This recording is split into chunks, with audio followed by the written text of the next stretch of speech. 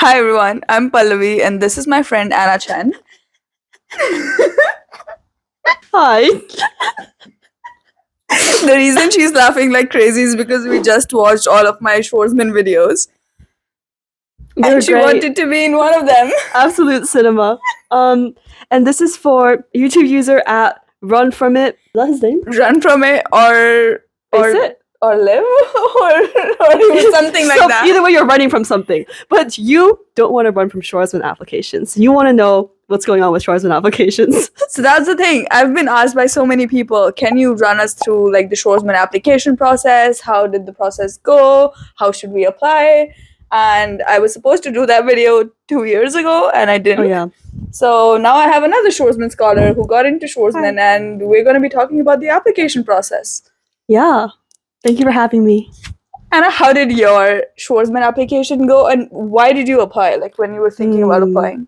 So I applied in senior year of undergrad, so I came to Schwarzman straight after I graduated. There are two processes, like one for the Chinese scholars and then one for international scholars, which is like everyone else. So both of us applied through the international route. So I think our application cycle like started in summer/fall, and then the deadline for our written application was like mid-September.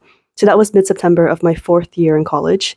And then by winter, they'd let me know that I had like moved on to the interview process.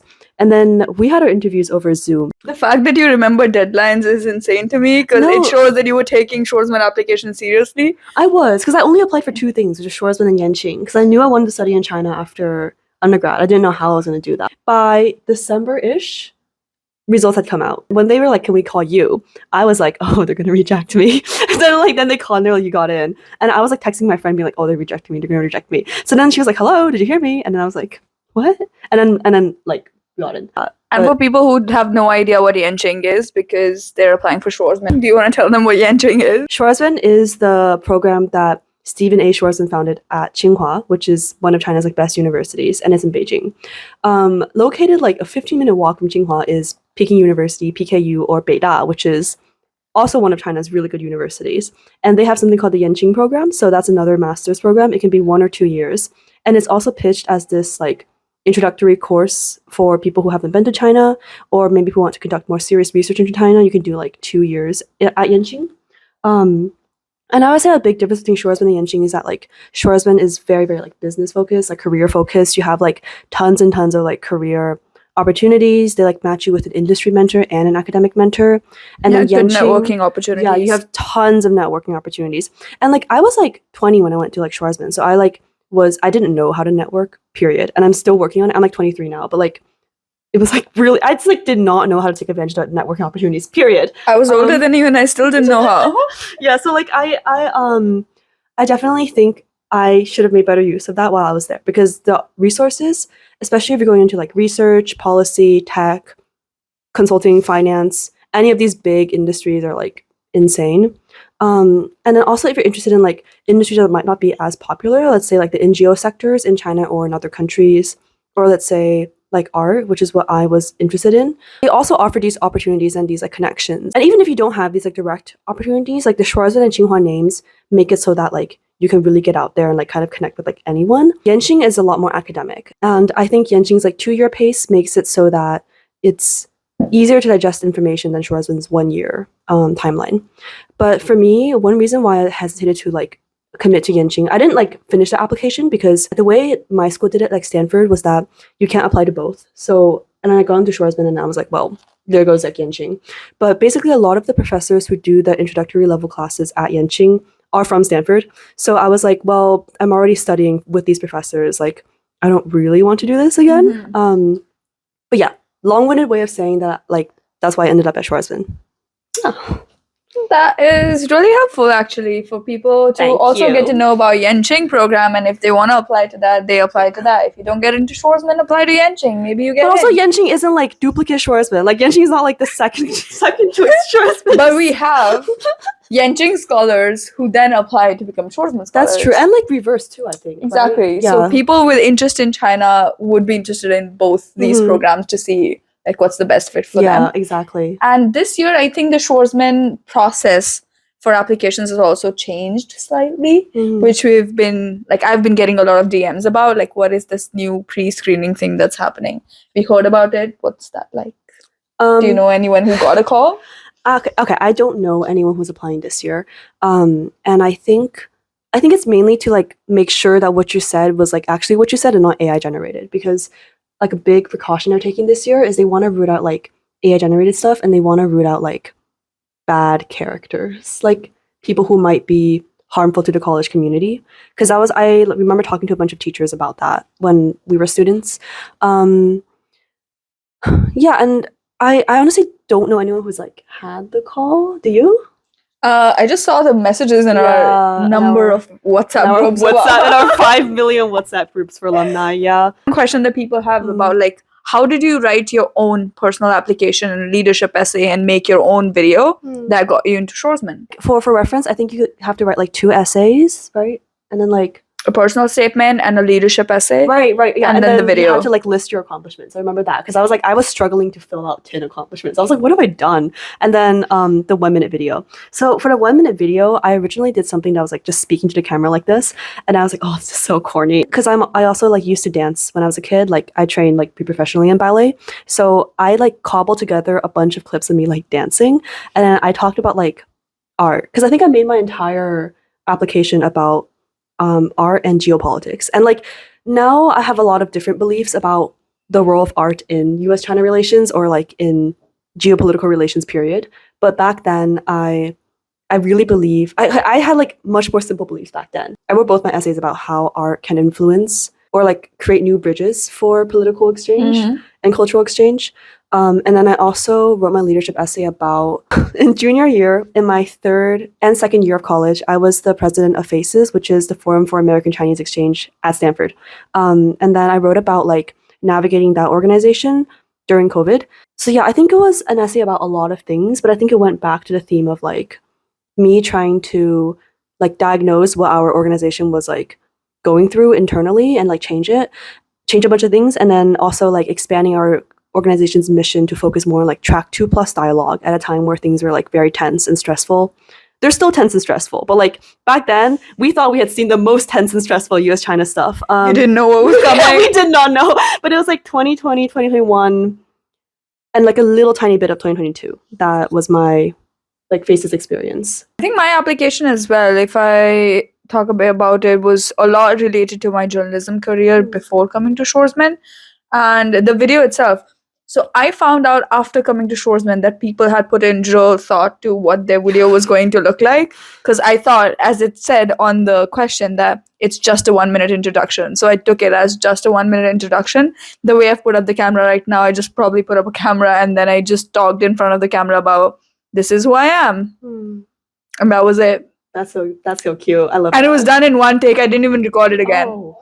Girl, I did mine because like the one I was talking to the camera, like that one, I was so self-conscious. Like back then I was like really like conscious about like how I looked. So then I filmed that on TikTok, and I like put a filter on, and I was like talking for 1 minute at the filter, and I was like, this is so bad. And I was like, no, this is cringe. And if they see the TikTok logo, because I didn't know how to remove the TikTok logo, so I was like, they can't see that I filmed this on TikTok. So then I was like, no, we can't use this video. And pro tip for people who are trying to figure out like what those videos look like, if you search on YouTube Schwarzman introduction, you will find some of those videos, because they ask you to like upload the link, and some people can put it as unlisted and share the link, but some people Mine just is didn't. Unlisted, Mine's too. I still want to minimize my digital footprint. Yeah. Not a good look at you're on. What? No, You're going to be on the internet. This is fine. I'm saying like things I say about like my art, or like, you know, when I was like, younger, fair. I was kind of cringe. Like my 3-year-old videos doing room tours. Yeah, we just spent like an hour watching her old videos. They were so good. I learned new stuff about Schwarzman College by watching her videos. It's really good. I'm gonna watch all of them when I get back home. But that's what I mean. The reason I say like you took your application more seriously is because I did not. Because I had already gotten Fulbright at that point. And the application cycle was somewhat similar, but I was like more focused on the Fulbright application by then, and Schwarzman was going to be like my backup of sorts, which is funny because like eventually I ended up getting both and then changing my mind and coming to Schwarzman instead. Why did you come to Schwarzman then? Like, why did you choose it? Like, initially I didn't know enough about Schwarzman to begin with. I just thought it was it was going to be fun that you get to spend a year in China. Mhm. And I didn't know as much about China before, and I wanted to, but the intention was mainly to get more global exposure. And I thought getting Fulbright, going to Northwestern University to study journalism was going to do that for me. And eventually, when I got both, so I am an INTJ. I sat down with Oh, my I'm an pros and INFJ.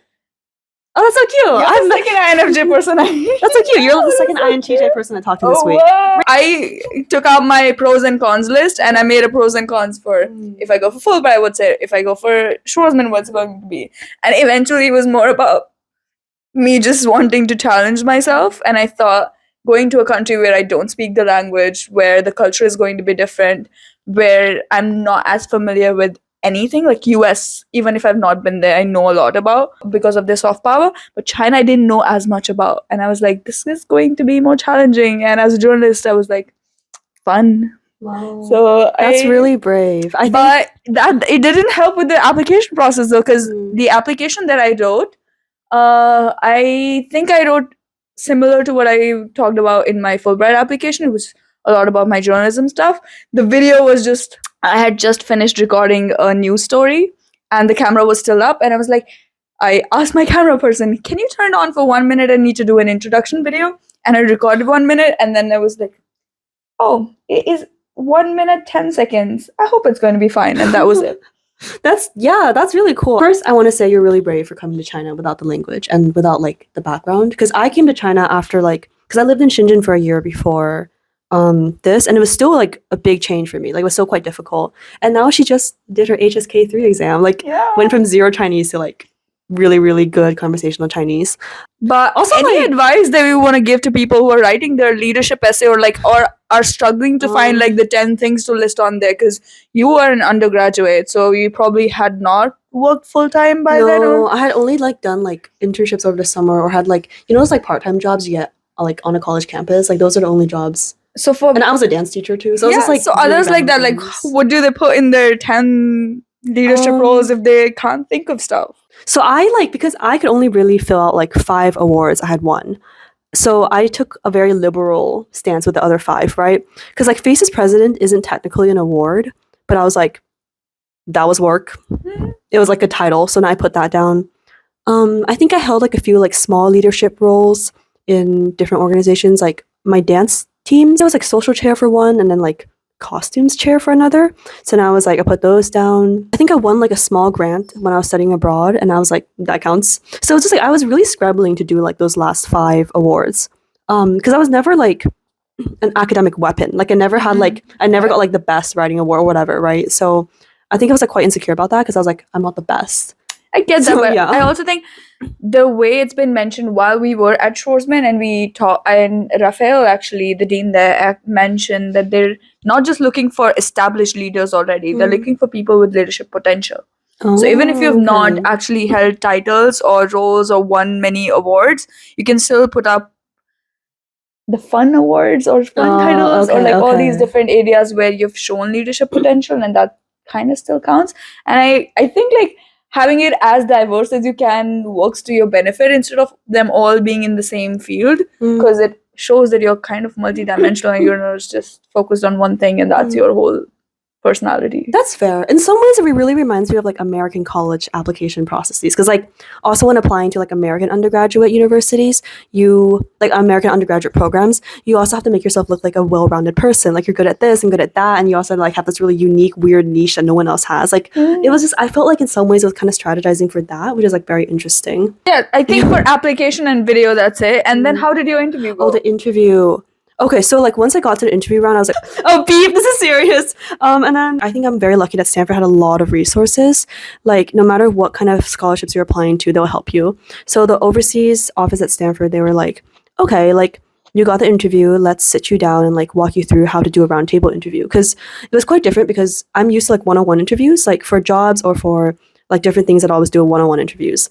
But this was a roundtable interview, so you can get asked questions out of the blue by, my panel was 7 or 8 people. And then some of these people are really high profile. Did you actually Google some of the people who are going to be on your panel, or you were know just who was on your panel before, right? They sent a list, or there's a list on the website where you can see like who the previous interviewers or panelists have been. But yeah, the previous guys I saw. yeah. But I was also like, if I just Google them, I'm gonna psych myself out more. So then I guess like what I did was I really prepared like my 1 minute personal introduction because I knew there was gonna be a question that was like, tell me about yourself. The or, like, elevator pitch. Be ready with your elevator so pitch. then I like really made my whole interview about like what I said in my application, like art. I just like kept like heading home like art, and then they asked me a lot of like out of the blue questions. Like I don't even remember. Like some of them asked me things about my portfolio. Someone asked me, they were like, "Oh, you have a lot of dance experience. How do you plan on continuing your dance experience in Beijing?" And I was like, Chinese dance. And then I remember at the end of the interview, they'll ask you two like current event questions, and I read up on a ton of current because like my degree was international relations, so I was already reading on like current events. But then like I like did that, but like 3 times harder.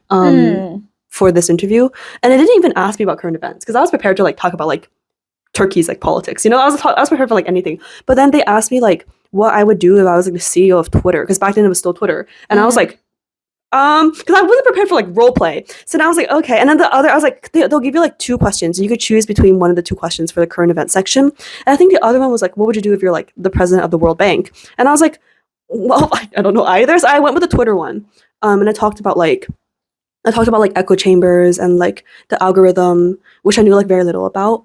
And I also remember they asked me stuff about like anti-Asian hate because I had done work in like Asian American politics and organizing.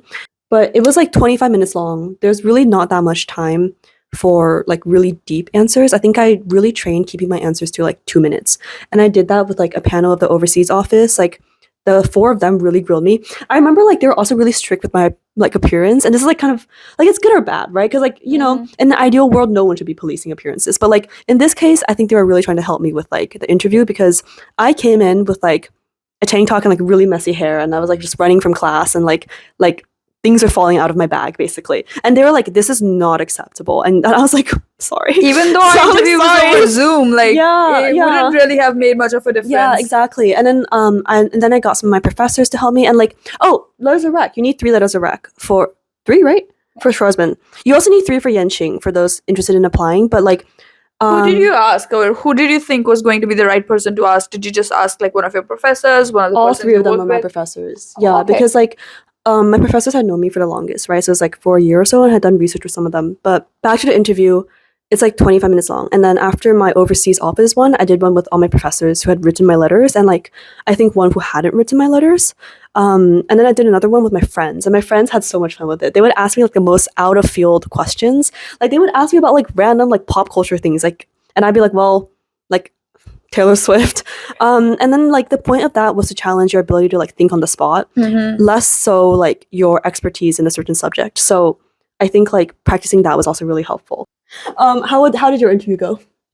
My interview, I don't remember anybody who was on my panel now, but I remember a few questions that were really specific. But he said nothing the whole time. Okay, sorry, keep going.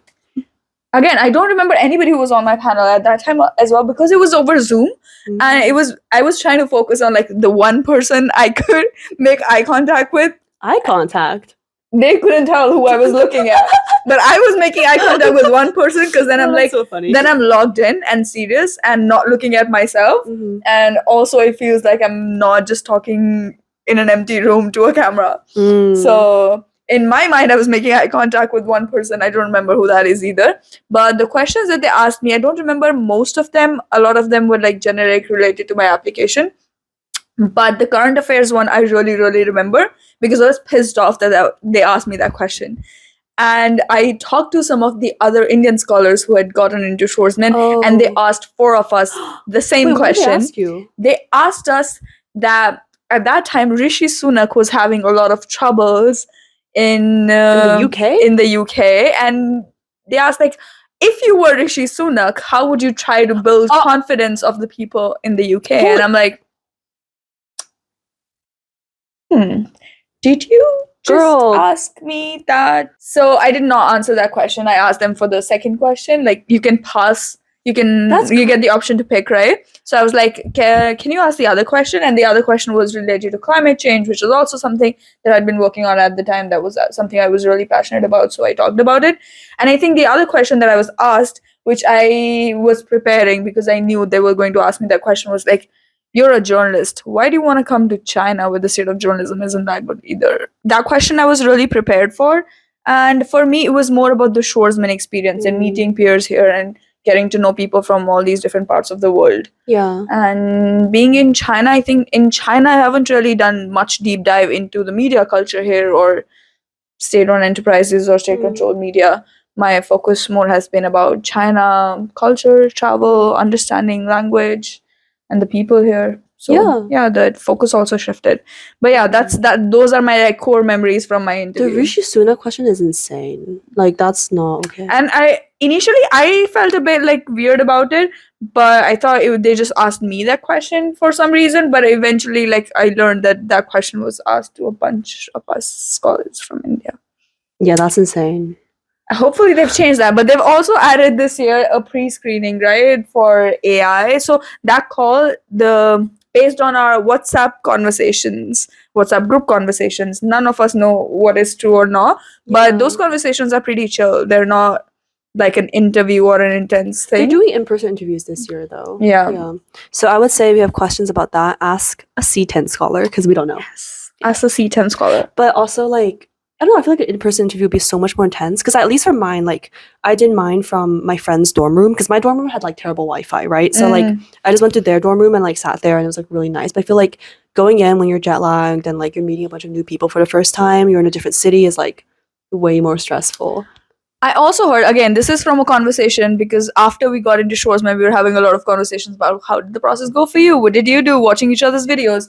And one of the things that some of the scholars mentioned was that they thought they had messed up because they cracked a joke during their interview, but eventually they were like, it actually helps. Because I took mine so serious. I was like straight faced the whole time. Sometimes if you show your personality or if you're making jokes, as long as you're not joking about something inappropriate, it's good to become memorable, because then like those people are interviewing thousands of people, hundreds of people. Yeah. So out of the hundreds of applicants, how are you trying to become memorable? How will they remember you? So one of my friends mentioned that she was asked, if you were given the Nobel Prize, if you won the Nobel Prize, what would you do? Do you know what she said? No. She said, I'd give it back. And then she explained it. And that's a great way to be memorable. That's so funny.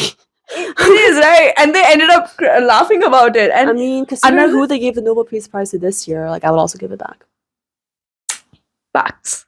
Yeah. But don't sabotage your own interviews trying to be memorable and make up stories. No. But also, I feel like it's like this with like every single like prestigious, like hard to get into university or institution. It's just like at a certain point, it is just like chance. Like, you can never say like what you're gonna get, what you're not gonna get. Like, all the people I advised are people I really, really respect, and I think they're doing really incredible work. And I think if like Schwarzman College isn't the place for you, then it's just not the place for you. Like, not saying that as I'm just like, because I think as like, even though they give like lots and lots of opportunities, it's still a place that is very difficult to navigate at times. For me, it was very difficult. Like the social dynamics, like. I think any place that brings together a bunch of people and says like, oh, you're the best in the world, you're gonna like change the world, and like this will be the turning point for you and your careers and the whole world, like global leaders. Yeah, it's just it's a lot, and I think it gets into your head. And this is like also me coming from like a really, really good university too. Like all my young life, I had been fed like I am like the best in the world, and like everyone's like, you know, we're gonna like change the world, like that kind of rhetoric. And you kind of like get there, and you're just kind of like